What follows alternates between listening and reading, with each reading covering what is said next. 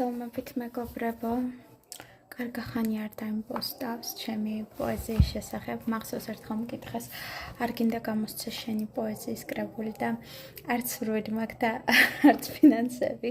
ზედმეტად ინტროვერტული პასუხი იყო, ვიცი.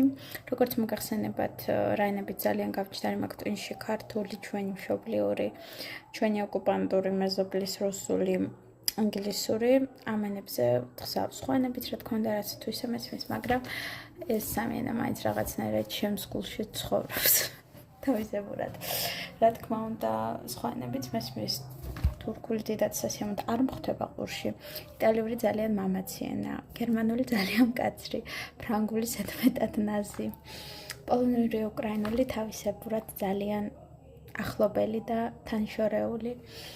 კიდევ რაიმაზე შემიძლია კომენტარი გავაკეთო. ახლა იაპონური და კორეული ძალიან შორეულია ჩემთვის და ჩემი რიკოს გამო თუ ვისწავლი რაღაც ტერმინებს. ასე რომ დღეს მინდა შემოგთავაზოთ რუსულად ლექსი, რომელიც მიწერია ერთხელ შემოგთავაზეთ მე живем в эпохе страха. ერთი კიდე მქონდა დაწერილი და მაინც თავს ვიკავებდი. ერთხელ ვიღაცამ თქვა, რომ რუსული ევროპული ინდორიო და ძალიან არასწორია. ორი ენა ძალიან ლამაზად ხდება ყურში. ხო, ესპანური გამომრჩა, რა თქმა უნდა, ესპანური ძალიან ეშხიანი და ყველაფერი მესმის. ყოველ ბავშვობაში იმდენი სიმღერები მოვისმინე, რომ მაგის ბრალია. ესპანური და რუსული ძალიან ლამაზ ენებად მიმაჩნია.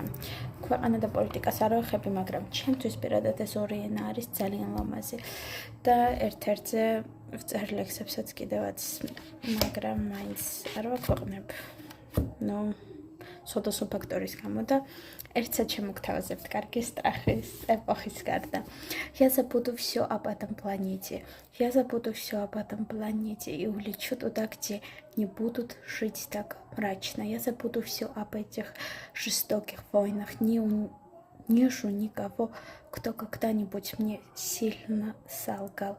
Я обратно не вернусь, меня, увы, зря не ждите. Я улечу туда, где меня не найдут, и вы меня пусть не ищите. Я забуду все о вас, и вы тоже обо мне забудете, что когда-то в этом мире жила прекрасная девчонка. Მოკლედ, კარგი ის არის ინტროვერტი რო ხარო, იცი ყველაფერი ცუდათაა, მაგრამ ხდები ამას. მოკლედ და იმედი მაქვს მე გამოვცემ კრებულს, რა ვიცი. სოციალიზმი თუ მომცემს ამის საშუალებას. და მდგომარეობა, კოცნით, ბევრს ფაკა.